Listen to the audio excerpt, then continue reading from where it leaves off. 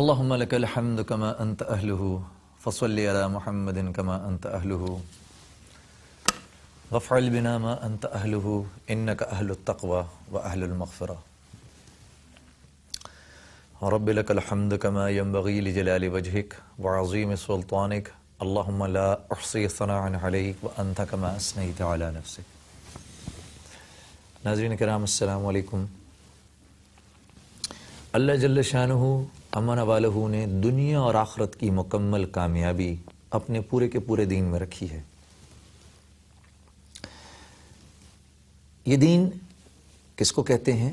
دین کہتے ہیں اللہ جل جلالہ کے احکامات کو جو مجھ پہ اور میری اور آپ کی طرف ہماری 24 گھنٹے کی زندگی میں متوجہ ہوتے ہیں، ان احکامات کو ایسے پورا کرنا جیسے ان کو جناب رسول اللہ صلی اللہ علیہ وسلم نے پورا کیا ہے. یہ دین ہے.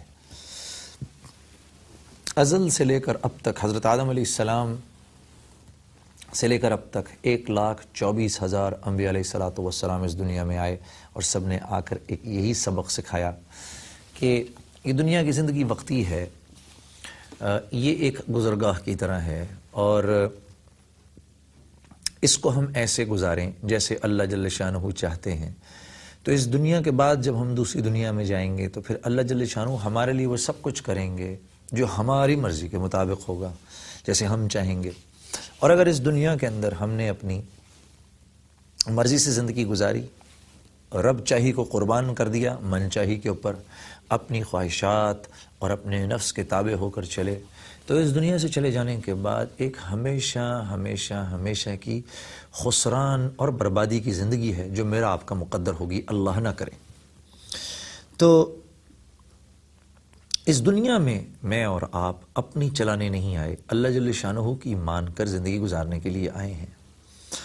اور اللہ جل شانہ نے دین کو آسان رکھا ہے. کیوں؟ کیونکہ اللہ جل شانہ میری آپ کی آسانی چاہتے ہیں. دین آسان ہے، بہت آسان ہے. یہاں اللہ جل شانہ فرما رہے ہیں وَجَاهِدُوا فِي اللَّهِ حَقَّ جِهَادِهِ هُوَ اجْتَبَاكُمْ وَمَا جَعَلَ عَلَيْكُمْ فِي الدِّينِ مِنْ حَرَجٍ. کہ اللہ جل شانہ مجھے آپ کو حکم دے رہے ہیں کہ تم محنت کرو اللہ کے واسطے، اللہ کے لیے محنت کرو اور ویسی محنت کرو جیسی محنت کرنی چاہیے. اب اللہ کے لیے محنت کرنا کیا ہے؟ اللہ کے لیے محنت کرو.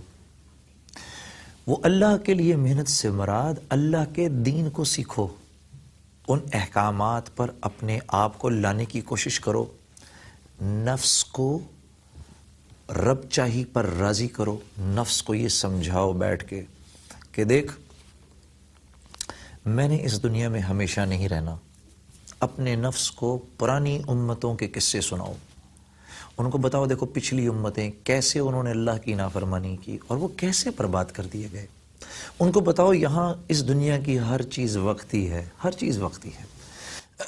اللہ جل شانہ فرما رہے ہیں اعلموا انما الحیات الدنیا لعب ولہو وزینۃ وتفاخر بینکم وتکاثر من الاموال والاولاد. جان لو کہ اس دنیا کے چاہنے والے جو ہیں ان کی زندگی کیا ہے؟ ان کی زندگی ایک کھیل تماشا ہے. اللہ اکبر. یہ دنیا کا بنانے والا مجھے آپ کو سمجھا رہا ہے. جان لو اس دنیا کی جو چاہت رکھتے ہیں ان کی زندگی، ان کو بتا دو کہ یہ دنیا تھوڑی دیر کا کھیل تماشا ہے، تھوڑی دیر کا لہو و لعب ہے. اور ان لوگوں کی خواہشات کیا ہوتی ہیں کہ ان کا مال بڑھ جائے، ان کا پیسہ بڑھ جائے، ان کی اولاد بڑھ جائے. اور شیطان کتنا چکر دیتا ہے کہ پہلے تو آدمی ساری زندگی کے لیے، آپ دیکھیں پہلے تو ساری زندگی جب تک نوکری پہ نہیں لگتا، کاروبار پہ نہیں لگتا، اس چکر میں ہوتا ہے کہ میں کسی طریقے سے کاروبار پہ لگ جاؤں، نوکری پہ لگ جاؤں تاکہ اس معاشرے میں میری ایک حیثیت بن جائے. میں نوکری پہ لگ جاؤں، کاروبار پہ لگ جاؤں. جب وہ اس پہ لگ جاتا ہے تو اب جب وہ ایک دفعہ لگ جاتا ہے، اب اس کی لائف کا دوسرا فیز شروع ہوتا ہے جس میں وہ اس چکر کے اندر ہوتا ہے کہ میں خوب مال اکٹھا کروں. الہاکم التکاثر حتی زرتم المقابر.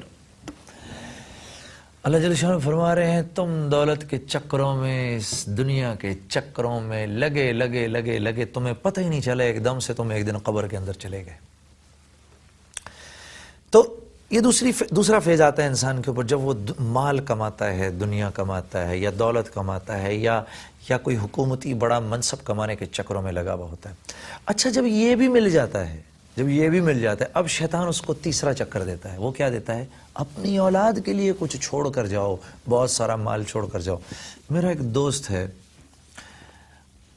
اب جا کر کہیں اس کو بات سمجھ میں آئی جب وہ تھوڑا سا دیندار ہوا، جب وہ ہمارے ساتھ تھوڑے عرصے کے لیے اللہ کے راستے میں نکلا، تو جب اللہ جل شانہ نے اس کے اوپر اسرار اور جو دنیا کی حقیقت کھولنی شروع کی تو اس کی تھوڑی سی آنکھیں کھلی ہیں۔ اب 60 کے قریب اس کی زندگی ہے، 60 سال کی عمر کے قریب۔ اب سے 1-1.5 سال پہلے تک وہ ہر وقت مجھے یہ کہتا رہتا تھا، میرا دل کرتا ہے میں اولاد کے لیے اتنا مال چھوڑ کر جاؤں کہ وہ مجھے پیچھے سے یاد تو رکھیں کہ یار ہمارے باپ نے ہمارے لیے پیسہ چھوڑا ہے۔ میرے عزیزوں، آپ مجھے خود بتاؤ کون سی اولاد ایسی ہے، بشرط کہ وہ دیندار ہو، بشرط کہ وہ اللہ والے ہوں، کون سی اولاد ایسی ہے جو باپ کے مرنے کے بعد باپ کو یاد رکھتی ہے کہ میرے لیے میرا باپ اتنا مال چھوڑ گیا؟ کون سی ایسی اولاد ہے؟ یہ دنیا تو بڑی خود غرض ہے، کہاں اولاد نہیں پوچھتی، کون یاد رکھتا ہے؟ اور ایک بات آپ کو اور بتا دوں کہ اگر آپ کے پاس اللہ نے آپ کو مال دیا ہے، آپ کے نصیب میں مال رکھا ہے، یہ اس سے ہرگز ہرگز ہرگز ایسا نہیں ہوگا کہ آپ نے یہ مال چھوڑا تو وہ مال آپ کی اولاد کے کام آئے گا۔ یہ مال تب بڑھے گا اگر ان کے نصیب میں اللہ نے مال رکھا ہے، ورنہ تاریخ اس بات کی شاہد ہے کہ عمر بن عبدالعزیز جب اس دنیا سے گئے تو ان کے سالے ان کے پاس آئے اور کہا، عمر تم نے یہ کیا کیا اپنی اولاد کے ساتھ؟ کچھ نہ چھوڑ کر گئے ان کے لیے۔ ارے مجھ سے قرضہ لے لو، 1 لاکھ درہم کا مجھ سے لے لو، ہدیہ لے لو، میں ان کو دے دوں گا، جب ان کے پاس ہوں گے ان سے لے لوں گا۔ تو حضرت عمر رضی اللہ تعالی، حضرت عمر بن عبدالعزیز نے فرمایا، اپنی اولاد کو بلایا، بیٹے اندر آئے، اٹھ کے بیٹھ گئے، ابھی مرض الوفات میں تھے، اٹھ کے بیٹھ گئے اور فرمانے لگے کہ اپنے بیٹوں کو بلایا اور کہا، بیٹا دیکھ، میں نے تجھ کو تقوی سکھایا ہے، تم سب کو نیکی سکھائی ہے، اللہ سے ڈرنا سکھایا ہے، کیونکہ بیٹا میں نے تمہیں کچھ اور اس لیے نہیں سکھایا کیونکہ میں اللہ کی آگ میں جلنے کی تاب نہیں رکھتا۔ اور پھر اپنے سالے سے فرمانے لگے کہ دیکھو، اگر تو یہ نیک لوگ، اگر تو میری اولاد بڑی ہو کے نیک ہوگی، اگر تو میری اولاد بڑی ہو کر نیک ہوگی تو مجھے اللہ کی طرف، میں اللہ سے یہ گمان رکھتا ہوں کہ اللہ جل شانہ میری اولاد کی کفالت کریں گے، ان کی زندگیوں میں برکت ڈالیں گے، اور اگر یہ اگر اللہ کی نافرمان نکلی تو میرا ان سے کوئی واسطہ نہیں۔ اور تاریخ اس بات کی شاہد ہے کہ ایک وقت آیا کہ حضرت عمر بن عبدالعزیز کے بیٹے مختلف علاقوں کے گورنر بنے، ایک وقت میں 1,000 گھوڑے سامان سے بھر کر اللہ کے راستے میں بھیجا کرتے تھے، اور حشام بن عبد الملک جو کہ اپنے وقت کا بہت بڑا خلیفہ تھا، اپنے ایک بیٹے کے لیے 10 لاکھ درہم چھوڑ کر گیا، اور تاریخ شاہد ہے کہ اس کے بیٹے دمشق کی جامع مسجد کی سیڑھیوں پر بیٹھ کر بھیک مانگا کرتے تھے اور لوگوں سے یہ کہا کرتے تھے کہ یہ مسجد ہمارے باپ کی بنائی ہوئی ہے۔ تو میرے عزیزوں، اپنی فکر کرو، اپنی فکر کرو۔ ایک بریک لیتے ہیں، اس بریک کے بعد اس گفتگو کو کنٹینیو رکھیں گے۔ محمد کا روزہ قریب آ رہا ہے،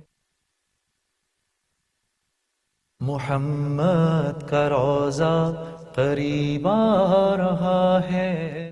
تو میں آپ کے سامنے عرض کر رہا تھا، اس زندگی کو ایسے گزارو جیسے اللہ جل شانہ چاہتے ہیں، اور اللہ جل شانہ نے اس زندگی کی کامیابی کے لیے اپنے دین کو شرط رکھا ہے۔